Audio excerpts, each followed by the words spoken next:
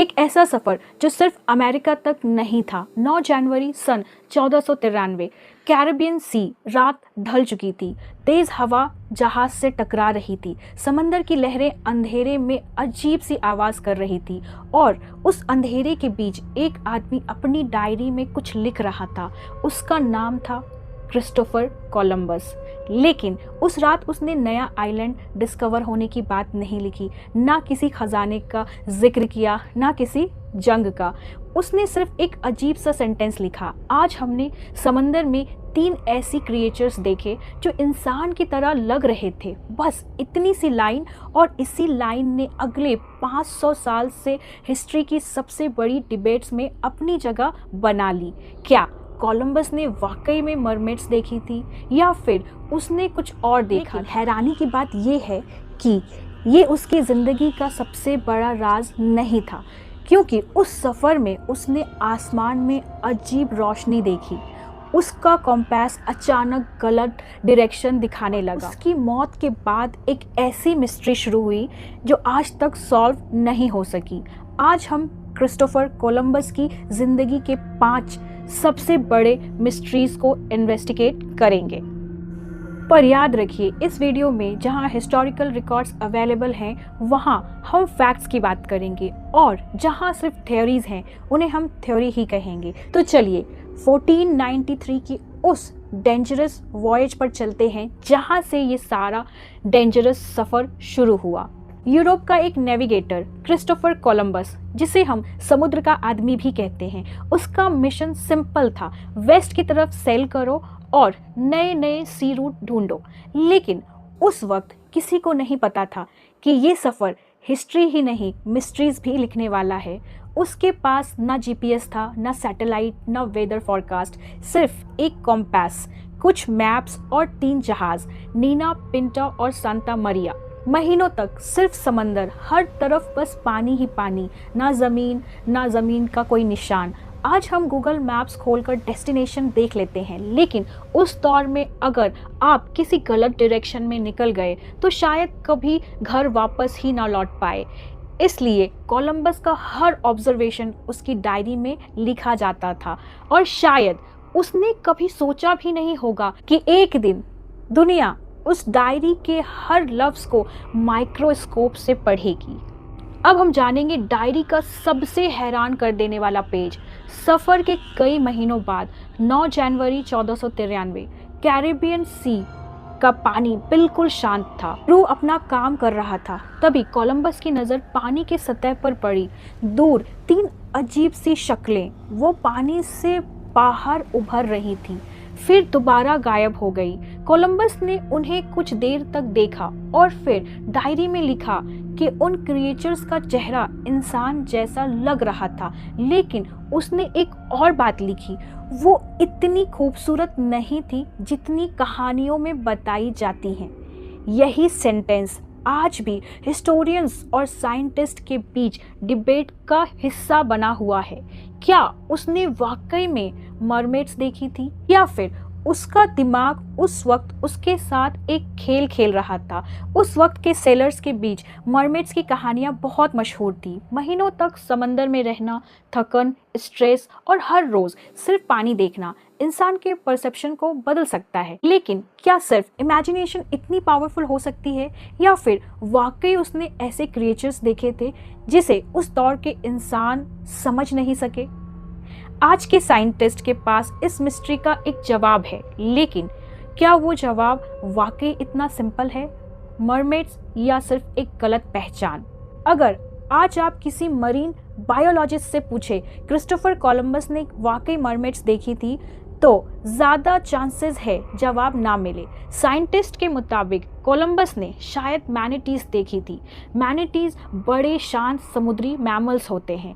जब ये पानी की सतह पर आकर सांस लेते हैं तो दूर से सिर्फ उनका ऊपर का हिस्सा नज़र आता है, तो पहली नज़र में वो इंसान जैसे लग सकते हैं। और शायद कोलंबस ने उन्हें कुछ सेकंड्स के लिए दूर से देखा था।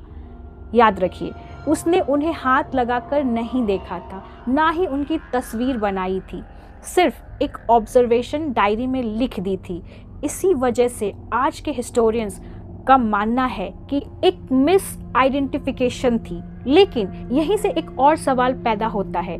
क्रिस्टोफर कोलंबस कोई आम मुसाफिर नहीं था। उसने अपनी जिंदगी का ज्यादा हिस्सा समुद्र में गुजारा था। वो व्हेल्स देख चुका था, डॉल्फिन्स देख चुका था, कई अजीबोगरीब समुद्री जानवर देख चुका था। तो क्या फिर एक एक्सपीरियंस्ड नेविगेटर इतनी बड़ी गलती कर सकता था, या उसने वाकई कुछ ऐसा देखा था जिसे आज हम सिर्फ मैनिटी कहकर एक्सप्लेन करने की कोशिश करते हैं? सच क्या है ये शायद कभी पता ना चले, लेकिन कोलंबस की डायरी में लिखा हुआ वो एक पैराग्राफ आज भी दुनिया भर के रिसर्चर्स के लिए डिस्कशन का टॉपिक बना हुआ है।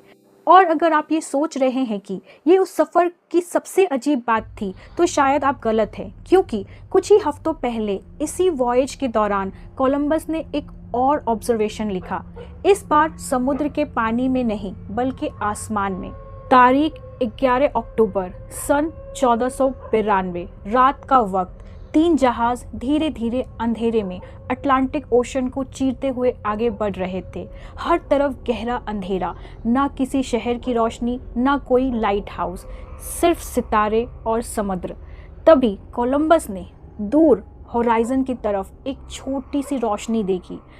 उसने लिखा कि वो रोशनी ऊपर नीचे हो रही थी, जैसे कोई मशाल किसी के हाथ में हो, कभी नजर आती, कभी गायब हो जाती। उसने अपने साथ मौजूद कुछ लोगों को भी दिखाया। उनमें से कुछ ने उस रोशनी को देखने का दावा किया, लेकिन जब जहाज उस डायरेक्शन में बढ़ने लगी, वहाँ कुछ भी नहीं था। ना कोई आइलैंड, ना कोई शिप, ना कोई इंसान, बस खामोश समंदर।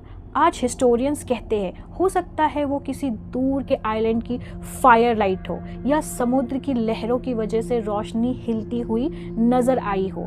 कुछ लोग इससे ऑप्टिकल इल्यूजन कहते हैं, लेकिन मिस्ट्री यहाँ ख़त्म नहीं होती, क्योंकि इसी सफ़र के दौरान कोलंबस ने एक और अजीब चीज़ नोटिस की। एक ऐसी चीज़ जिसने बाद में बर्मुडा ट्रायंगल की कहानियों को और हवा दी।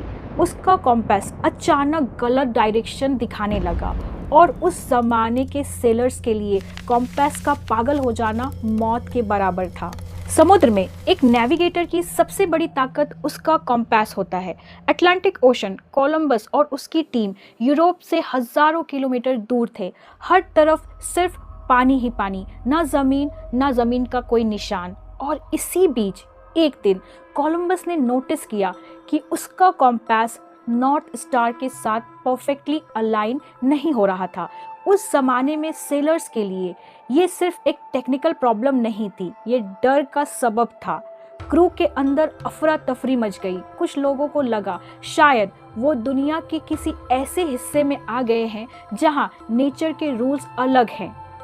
कुछ ने सोचा शायद वो कभी वापस घर नहीं पहुंच पाएंगे, लेकिन कोलंबस ने अपनी डायरी में पैनिक नहीं दिखाया। उसने अपने क्रू को शांत रखा और कहा कि शायद नॉर्थ स्टार ही अपनी पोजीशन बदल रही है।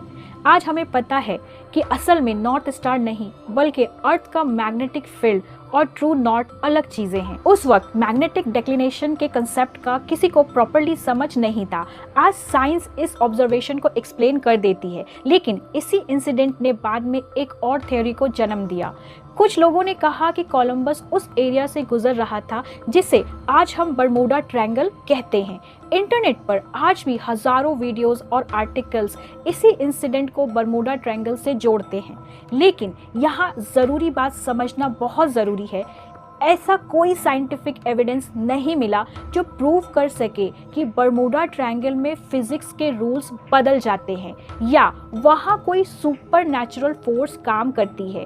कॉम्पास एनोमलीज दुनिया के कई हिस्सों में नेचुरली हो सकती है, और कोलंबस की डायरी में भी कहीं ये नहीं लिखा कि उसने किसी पैरानॉर्मल ताकत को देखा था। कभी कभी एक रियल ऑब्जर्वेशन को लोग सालों बाद मिथ के साथ मिला देते हैं, और फिर एक नई मिस्ट्री पैदा हो जाती है। पर कोलंबस की जिंदगी का अगला राज साइंस भी आसानी से एक्सप्लेन नहीं कर सकती है।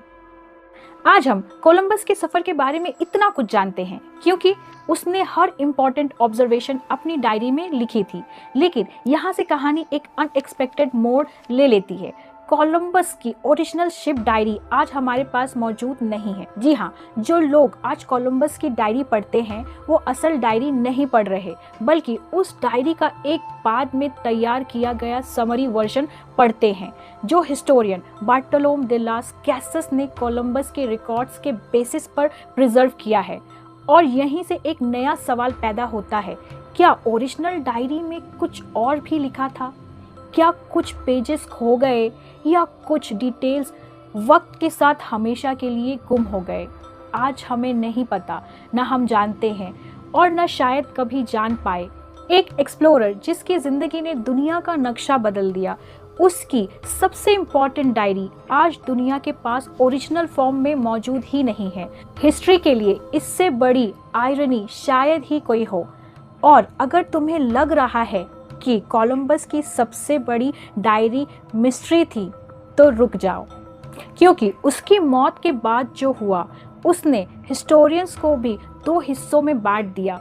आज तक किसी को 100% यकीन नहीं है कि क्रिस्टोफर कोलंबस की असली कब्र कहाँ है। हर कहानी का एक आखिरी चैप्टर होता है, लेकिन क्रिस्टोफर कोलंबस की कहानी में आखिरी चैप्टर भी एक मिस्ट्री बन गया। 20 मई 1506 क्रिस्टोफर कोलंबस की मौत हो गई। एक आदमी जिसने समंदर के उस पार की दुनिया तक पहुंचने का सपना देखा, अब खुद हमेशा के लिए खामोश हो चुका था। लेकिन किसी ने नहीं सोचा था कि उसकी मौत के बाद भी उसका सफ़र ख़त्म नहीं होगा। उसके जिस्म को एक जगह से दूसरी जगह ले जाया गया, पहले स्पेन, फिर हिस्पैनियोला, बाद में कुबा और फिर दोबारा स्पेन। सदियां गुजर गई और धीरे धीरे एक नया सवाल पैदा हुआ, आखिर क्रिस्टोफर कोलंबस की असली कब्र कहाँ है? आज भी स्पेन के सिविल कैथेड्रल का दावा है कि कोलंबस की असली रिमेन्स उनके पास मौजूद है, लेकिन डोमिनिकन रिपब्लिक भी यही दावा करता है। उनका कहना है जब कोलंबस की हड्डियां स्पेन भेजी गई थी तब असल रिमेन्स वहीं रह गए थे। यानी दो कंट्री अपने आप को सही मानते हैं। इस मिस्ट्री को सॉल्व करने के लिए साइंटिस्ट ने डीएनए टेस्ट भी किया। स्पेन में मौजूद रिमेन्स का डीएनए कोलंबस के भाई और बेटे के रिकॉर्ड से कंपेयर किया गया। रिजल्ट ने इस बात को सपोर्ट किया कि सिविल में रखे गए रिमेन्स वाकई कोलंबस के हो सकते हैं, लेकिन डोमिनिकन रिपब्लिक ने अपने पास मौजूद रिमेन्स का कंप्लीट डीएनए टेस्टिंग करने से मना कर दिया। इसी वजह से डिबेट आज भी पूरी तरह ख़त्म नहीं हुई। हो सकता है एक दिन साइंटिस्ट इस मिस्ट्री का फाइनल जवाब दे दे, और हो सकता है ये राज हमेशा के लिए हिस्ट्री के पन्नों में दबा रह जाए। अगर हम कोलंबस की ज़िंदगी को शुरू से देखें तो एक अजीब पैटर्न नज़र आता है। एक डायरी जिसमें मरमेड्स का जिक्र था, एक आसमानी रोशनी जिसका जवाब आज भी सिर्फ थ्योरीज में मिलता है, और एक कॉम्पास जिसने उसकी क्रू को डरा दिया था, और एक ओरिजिनल डायरी जो हमेशा के लिए खो गई, और आखिर में एक कब्र जिसकी असली जगह पर दुनिया आज भी कंफ्यूज है। शायद इसलिए क्रिस्टोफर कोलंबस सिर्फ एक एक्सप्लोरर नहीं था, वो हिस्ट्री के उन चंद लोगों में से था जिसकी ज़िंदगी से ज़्यादा उसके राज अमर हो गए। और शायद इसी बात में एक गहरा सबक छुपा है। इंसान समुद्रों को नाप सकता है, नए कॉन्टिनेंट्स ढूंढ सकता है, दुनिया का नक्शा बदल सकता है, लेकिन हिस्ट्री के कुछ राज न वक्त मिटा सकते हैं ना साइंस। और शायद यही मिस्ट्रीज हमें बार बार गुजरे हुए ज़माने की तरफ वापस देखने पर मजबूर कर देती है, क्योंकि कभी कभी सबसे दिलचस्प कहानियाँ उन सवालों की होती हैं जिनके जवाब आज तक नहीं मिले।